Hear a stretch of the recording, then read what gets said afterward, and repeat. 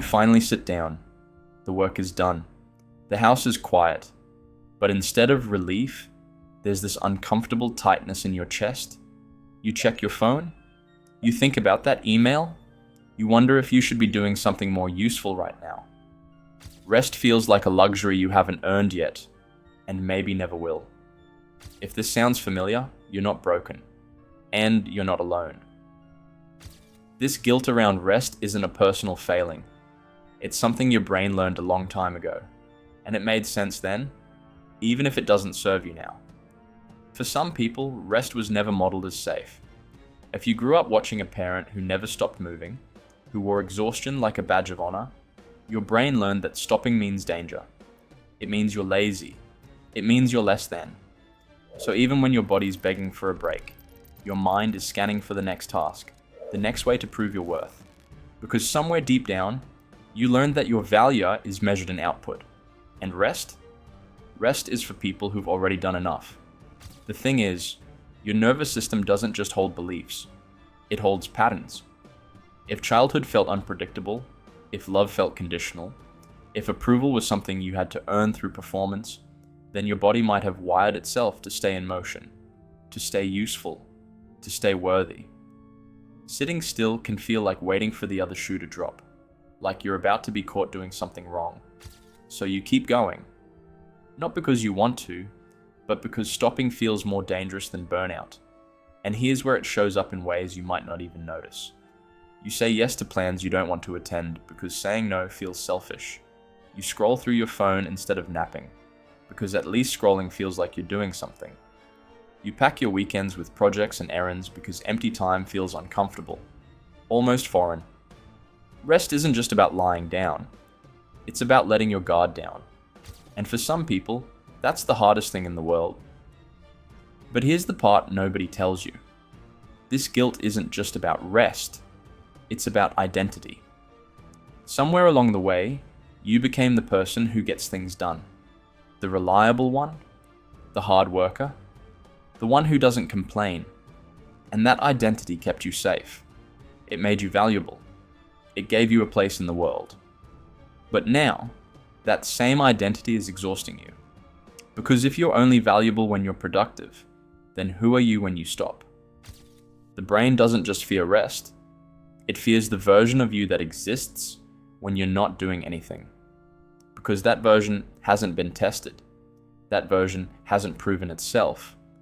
So the guilt creeps in.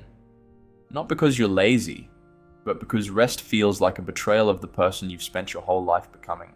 And this shifts as you age. At 16, you felt guilty for not studying. At 26, you felt guilty for not working. At 36, you feel guilty for not being present with your kids. The stage changes. The script stays the same. Because the guilt was never really about the specific task.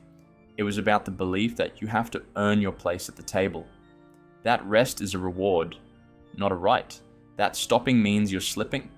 This is where the behavior becomes a loop. You work until you're depleted. You finally rest, but the guilt makes it feel hollow.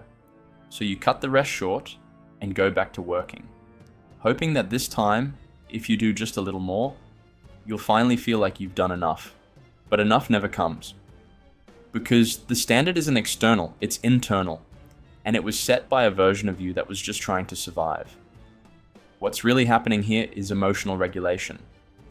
When the world feels chaotic, productivity gives you control. When relationships feel uncertain, tasks give you something concrete to manage.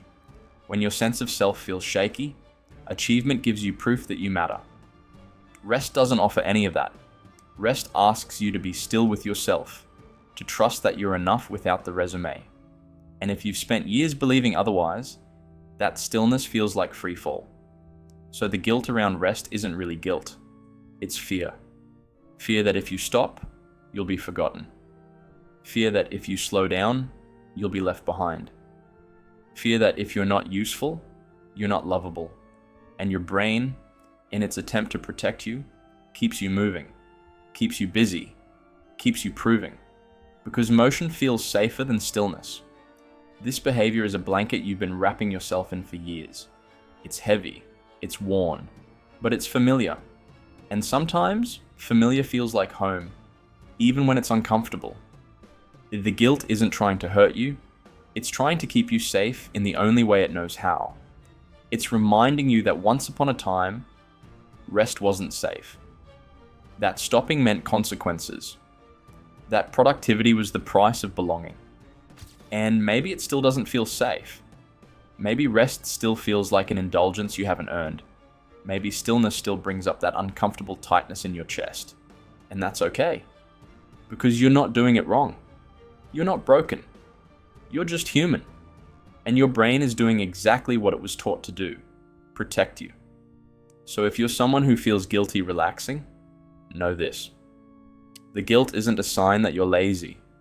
It's a sign that you learned early on that your worth was tied to what you could do, not who you are. And that belief?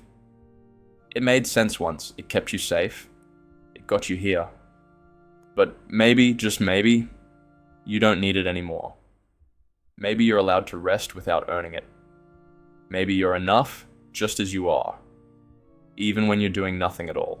If this message meant something to you today, leave a blue heart in the comments, as a small promise to yourself that you'll try to be a little gentler today. Subscribe to join us as we learn this new language of being together.